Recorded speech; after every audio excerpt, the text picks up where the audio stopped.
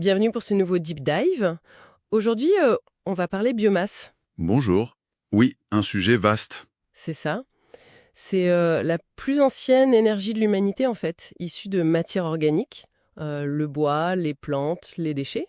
Tout ce qui est vivant ou l'a été récemment, oui. Voilà. Et c'est renouvelable. On peut la brûler, la faire fermenter. Elle existe sous forme solide, le bois par exemple. Principalement, oui. Liquide, comme les biocarburants. Ou même gazeuse, le biogaz. Exactement. Et en France, c'est pas rien, hein. Plus de la moitié de notre énergie renouvelable finale vient de là. Surtout le bois, pour se chauffer. Le bois énergie est dominant, c'est clair, pour le chauffage domestique notamment. Notre mission aujourd'hui, c'est un peu de décrypter tout ça. Les usages, les technologies, les enjeux aussi. Parce que c'est pas que de l'énergie, la biomasse. C'est un point absolument essentiel. Cette polyvalence, vous l'avez dit, énergie, mais aussi alimentation, matériaux, même stockage de carbone. C'est ça qui rend l'analyse, disons, délicate. Il faut vraiment regarder les arbitrages, la durabilité. C'est complexe. Alors justement, allons-y. Déjà la diversité. Solide, on a dit le bois, bûches granulées, mais aussi les restes agricoles, les déchets verts. Oui, les pailles, les tailles de haie. Côté liquide, on pense tout de suite aux huiles pour les biocarburants. C'est ça. Et le gazeux, alors là, c'est plutôt les déchets humides. Les lisiers, les bouts de stations d'épuration, les biodéchets, qui vont donner du biogaz par méthanisation. Alors comment on transforme tout ça en énergie concrètement? Alors, il y a deux grandes voies principales. La combustion d'abord, surtout pour le bois solide. La plus simple, la plus ancienne? Voilà, on brûle pour faire de la chaleur ou de l'électricité dans des centrales. Et puis, il y a la méthanisation. Ça, c'est pour l'humide, donc. Exactement. C'est biologique, des bactéries qui décomposent la matière sans oxygène. Ça donne du biogaz, méthane et CO2 principalement, et un résidu, le digestat. Qui sert d'engrais, c'est ça? Oui, un bon fertilisant. C'est une voie très intéressante pour valoriser des déchets qu'on ne pourrait pas brûler facilement, quoi. D'accord. Et concrètement, où est-ce qu'on utilise cette énergie? Chaleur, électricité, le bois, on l'a dit, domine pour chauffer des millions de foyers. Oui, les chiffres sont assez impressionnants. Plus de 8,5 millions de logements en 2018, d'après les sources. Et il y a des aides, j'imagine. Le fonds chaleur de l'ADEME, par exemple. Tout à fait. Pour les projets collectifs, industriels. On a des exemples comme Nestlé ou Saika Paper qui réduisent leurs émissions de CO2 grâce à ça. Ah oui. Et il ne faut pas oublier la cogénération. C'est quand on produit chaleur et électricité en même temps, avec la même biomasse. Plus efficace, hein? Beaucoup plus. Le rendement global augmente de 15-20%. On récupère la chaleur qui serait sinon perdue lors de la production d'électricité. Logique. Alors, autre sujet qui fait plus débat, les biocarburants.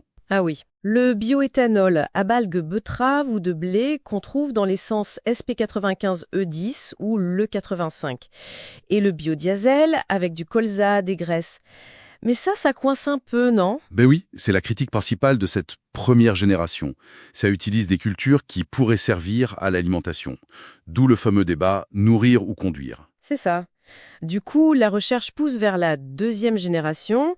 Là, on utilise des résidus, paille, bois, des choses non alimentaires. Exactement.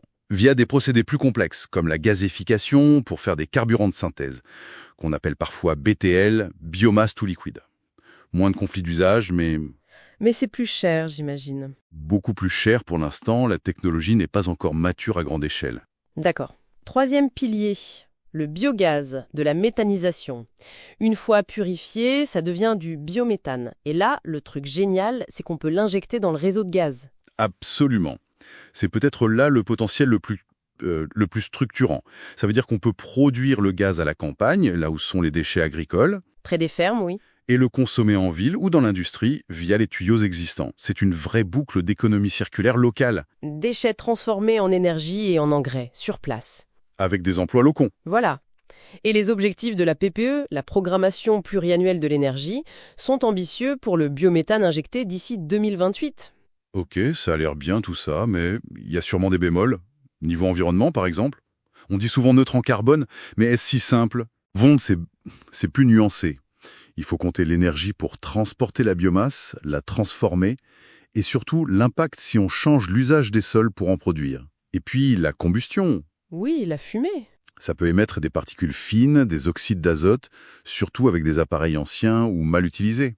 la qualité de l'air, c'est un vrai sujet. D'où l'intérêt des labels comme Flamme Verte pour les appareils performants. Exactement, ça garantit un meilleur rendement et moins de pollution.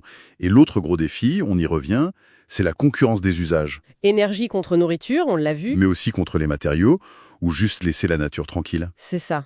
Il faut gérer durablement les forêts et les sols. C'est pour ça qu'il y a des règles, des plafonds par exemple sur l'utilisation de cultures dédiées dans la méthanisation. Et économiquement, ça coûte cher, non? La collecte, le transport, oui, le stockage aussi, et les technologies surtout avancées, comme la deuxième génération de biocarburants. Donc ça dépend encore pas mal des aides publiques, de l'ADEME, etc. Ce qui pose la question de la stratégie. Qu'est-ce qu'on privilégie? La tendance, et c'est ce que dit la stratégie nationale basse carbone, c'est de prioriser les déchets et les résidus, ce qui a le moins d'impact ailleurs. Logique. Et il faut voir aussi la biomasse comme une énergie pilotable. Elle n'est pas intermittente comme le soleil ou le vent. Elle peut compenser. Exactement. Et le biométhane, via le réseau de gaz, c'est même une forme de stockage d'énergie. Bon, si on résume, la biomasse, c'est hyper polyvalent, chaleur, électricité, carburant, gaz. C'est local, c'est clé pour notre mix renouvelable et l'économie circulaire en France. C'est tout à fait ça. Le potentiel est là, c'est indéniable, mais il faut l'exploiter intelligemment. Concilier l'énergie, l'environnement, les autres usages. C'est le défi. Oui. Donc priorité aux déchets, un cadre réglementaire solide pour la durabilité et continuer à innover pour les filières de demain. Et pour finir, une petite question qui ouvre la réflexion. Si cette biomasse peut aussi faire des matériaux, nourrir, stocker du carbone, comment on décide localement quel est le meilleur usage? Ça dépasse la seule question de l'énergie finalement.